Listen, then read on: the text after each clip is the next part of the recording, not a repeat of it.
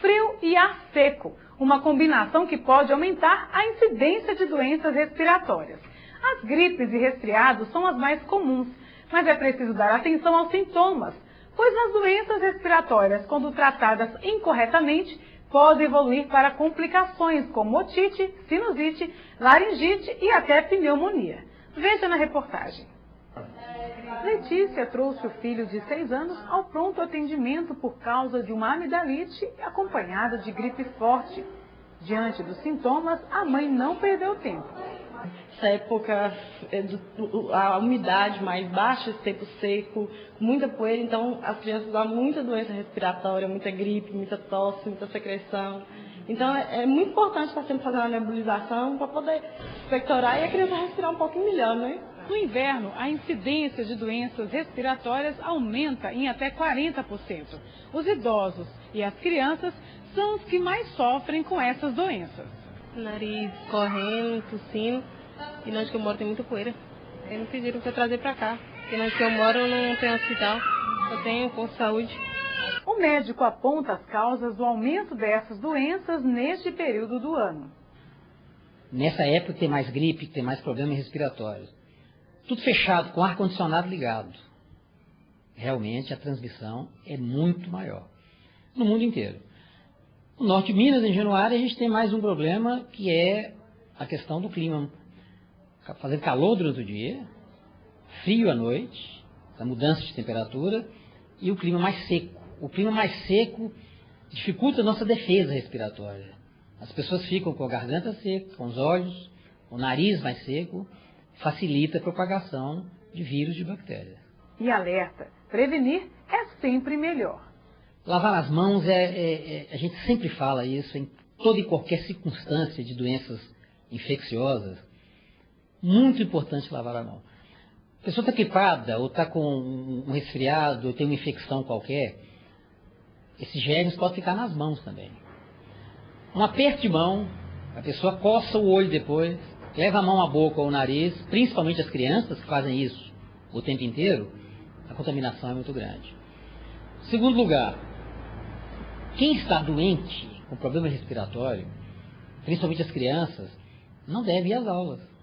A gente vê isso, agora é período de férias, mas o que a gente vê com muita frequência são classes inteiras doentes, porque um chegou doente e passou para o outro.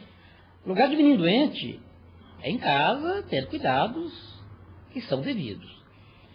Outra coisa muito importante, deixar arejado o ambiente de trabalho ou a casa, a residência. Abrir janelas, abrir portas, deixar o ambiente o mais arejado possível. Boa alimentação é sempre presente. Hidratação, tomar bastante líquido é fundamental.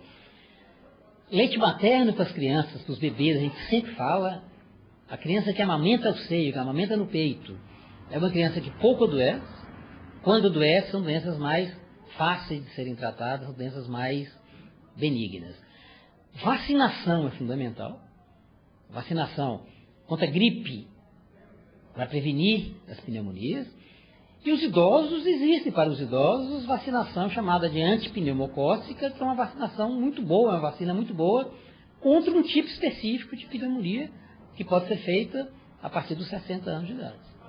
O aumento do número de casos de doenças respiratórias na população faz crescer também a procura por medicamentos em farmácias. Mas o clínico geral chama a atenção para os riscos da ingestão de medicamentos sem prescrição médica e explica ainda os riscos de uma doença respiratória não tratada ou tratada inadequadamente evoluir para um quadro mais grave. Nós temos aumento desse ano de asma, de bronquite, de rinite, tem muita gente queixando coceira do nariz, nos olhos, pigarro, tosse secas, alergias respiratórias são muito comuns. Mas realmente o mais grave é a pneumonia. Por quê?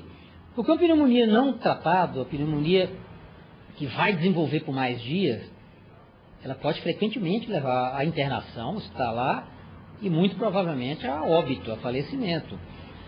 Aí entram duas questões que são importantes. A gente faz uma distinção entre as pneumonias das crianças. O bebê pode ter pneumonia sem febre.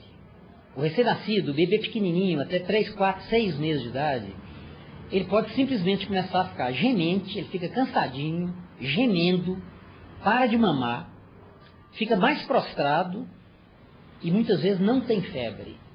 Pode ser uma pneumonia, pode ser uma infecção mais grave. A gente deixa sempre esse alerta. Ausência de febre em bebês pode ser infecção grave. A gente sempre preocupa com febre. Todo mundo fala assim, febre alta é alguma doença grave. As duas exceções. Bebês podem ter doenças graves, infecções graves sem febre, e idosos.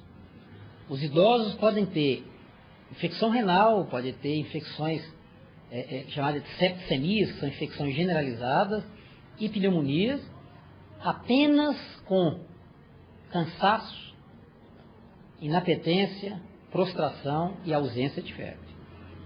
A questão da pneumonia clássica, vamos dividir novamente entre crianças maiores e adultos. A criança começa a tossir, tem o peito cheio, tem febre, fica cansadinha, geme, diminui o apetite. Se for criança maior, vai queixar dor no peito ou dor nas costas. A criança menor, muitas vezes é só falta de ar, cansaço e tosse. Para saber se é pneumonia, se é bronquite, se é asma, só o médico vai saber. A criança maior e o adulto vai ter um quadro já clássico de pneumonia. Dor no peito ou dor nas costas, com tosse, com secreção, catarro verde amarelado, em grande quantidade. E a evolução, o quadro geralmente é mais rápido. Poucos dias, a pessoa já pode estar muito prostrada. Então, a automedicação, mais uma vez, deve ser evitada. Muitas vezes a pessoa deixa de tomar antibiótico, em alguns casos de pneumonia, e muitas vezes toma antibiótico sem precisar. Não usem antibiótico, a população deve estar sempre alerta para não usar antibiótico se não for por prescrição, por receita, após atendimento médico.